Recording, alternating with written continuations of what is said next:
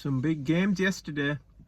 The football was crazy. So Liverpool started off playing Wolves and they beat them, thankfully, by the skin of their teeth at home. So they were 2-0 up, they were flying in the first half. Everything was going well, and then second half, Liverpool are conceding loads of chances. They need Alisson to save a one-on-one against one of their strikers who poorly shot. He should have actually scored that. It was a 1v1 against the keeper, which you should know how to bury, but he didn't. And then they actually managed to get the goal from Matheus Cunha. I don't know how he scored that on his left foot. He's curled it from outside the box into the bottom corner. Alisson nowhere to be seen, and I can't fault Alisson for that because you can't actually save that. It's just too good of a shot, and it's perfectly placed. And after that, Liverpool were hanging on by the skin of their teeth. Konate wasn't actually playing in the second half when I seen it. I don't know why. I don't know if he got subbed off or he got injured. Hopefully he got subbed off because he was on a yellow card. And Konsa played, and he actually made a vital challenge towards the end of the game when Wolves whipped the ball in, and I thought it was going to be 2-2, you know. But thankfully we got away with the points. That's all that matters. I don't get how we played in that second half, because Arsenal played horrific yesterday and still managed to get the job done against Leicester. Mikel Merino is a better finisher than Havertz. What am I seeing? What am I seeing? And he scored in the 81st minute, which was the most frustrating thing. Could Leicester not just be a complete waste of a football club for like once in their life, for one game? Could they not have got the draw at least? I'm not even asking for a win. Could they not have just gotten a draw against Arsenal? Just made them drop a few points, killed their morale. They haven't even got any attackers fit, and Leicester are still losing 2-0 to them. Mikel Merino, though, the finishes were incredible. He was in that 6-yard box for both of them, running onto the ball, headed it in first, and the second one he managed to finish on his left foot. Beautiful finish. The goal was insane. But apparently Raheem Sterling had the worst game of his life. Apparently he needs to retire. I'm hearing Arsenal fans saying all type of things about Raheem Sterling, and apparently they should go in playing without Raheem the Dream into next game with Mikel Merino up top and Wanyeri and Martinelli on the sides. Not Martinelli, sorry, Trossard, because Martinelli's injured as well, isn't he? Arsenal have to drop points. I don't know how they're doing so well, and Liverpool have got their whole squad fit and they can't actually manage to run away with this league. It doesn't make any sense whatsoever. Liverpool are playing horrid. I think our next few fixtures are hard as well. We've got Aston Villa away, Man City away, Newcastle at home. I know Arsenal have got a few hard games as well, but they seem to be dealing with the situation a lot better than us. I see the cracks. Robertson needs to stop playing. We need Tsimikas at left back as well. We need Konate fit and ready for the rest of the games of the season, because we can't get any injuries, man. This is looking bleak. Diaz scored a fortunate first goal. Salah scored a penalty, and obviously it was a penalty. Luis Diaz did get fouled, but it's not looking convincing at the moment. Nunes is doing nothing. I know he got us the 3 points against Brentford, but is that all he's going to do this season? They're looking leggy. They're looking like they've played a lot of games, and they need to actually bring this back, because the opposition that we've got coming up, you need to be ready for. I think, you know, in terms of squad depth, although Liverpool might have the best squad depth around the majority of the league, is still not enough. They can't rotate enough with that midfield, with the centre-backs. It's not enough at all, and I think Conor Bradley needs to start more games as well, and he did against Wolves, because he's more defensively secure than Trent. But Trent can give you extra goals in a game like Wolves with his balls into the box. What a time to be alive. I think we've got the Carabao Cup final coming up as well, against, like I say, Newcastle. That should be an interesting one as well.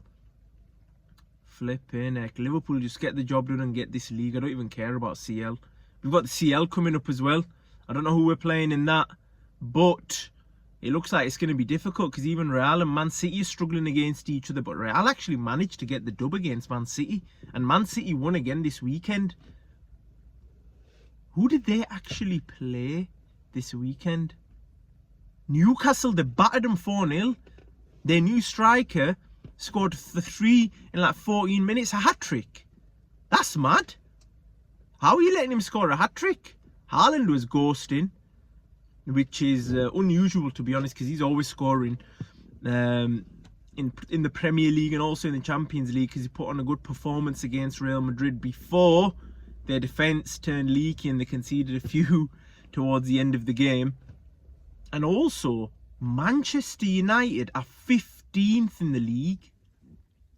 15th. What are Manchester United playing at? Like, on a genuine level, how are you losing to Tottenham? Tottenham are the worst club in the league. I think they're worse than Leicester and Southampton. They're shambolic. They've got loads of injuries. Ange Postecoglou is not a good manager. He's been painted like he's an insane manager. He's not. And you've just let him get 3 points against you. Garnacho missed a sitter. Xerxes was probably the best player on the pitch. The team selection was actually okay. Amorim actually went with a solid team. But they still can't do anything. They have no fight in them. They're in a relegation battle. A relegation scrap. It is looking bleak for United. And you know the thing with them is, they actually think they're all right. You know, the players, they think they're good players. So they think they're not going to get into a relegation scrap. So they don't want to put their foot down. But they're in a relegation scrap, whether they like it or not. They're going to have to fight for their lives towards the end of the season. Because I don't know where the points are coming from for them. Where are the points coming from? Ahmad's injured. Their best player, their only proper goal threat, their only workhorse, who scored against Liverpool, by the way, and Man City, to beat them, he's gone, he's out, he's injured. So what is Amorim going to do? Because he was told before he came in that he wouldn't be getting players, and he's allowed Antony and Rashford to go without having any replacements for them. Now they've only got Garnacho as a winger. Rashford makes sense, but why have you let Antony go? You needed that fidget spinner. And he's actually scored more goals than United since he's left. What is United is a joke. It's a gift that keeps giving. And I think they will carry on doing that until the end of the season. And they need major signings. A major revamp. That team looks cooked. Remember when Pep came to Man City? And Man City finished 4th or 5th. And everybody was saying Pep's style doesn't work in the league. And I know they're saying that about Amorim right now, but he's 15th. Is he going to jump up 14 places to win a league? That is crazy. Any other manager would have been sacked. Look at his goal win-to-loss ratio. I think he's only got 14 points from 14 games. That's like 5 wins out of 14.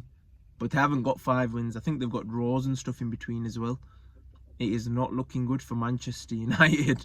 That is all I'm going to say. I thought, and I'm hoping, every year I hope that Everton get relegated.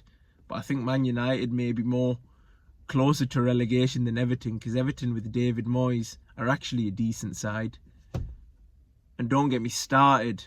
Do not get me started on that Kowski 98th minute goal. That annoyed me so much. That made me livid. That's infuriating. Michael Oliver adding on extra minutes to the 5 to allow them to score. It's almost rigged. It's almost like the guys in the VAR room told him that. And they checked the goal over and over again just to rub it in harder. Give us a glimmer of hope that the goal may not stand due to offside. Just for it to stand and it be 2-2 and we drop 2 points in a title race that we're struggling in. We need to win every single game for the rest of the season at home. We need to win all our home games. And hopefully then we win the league.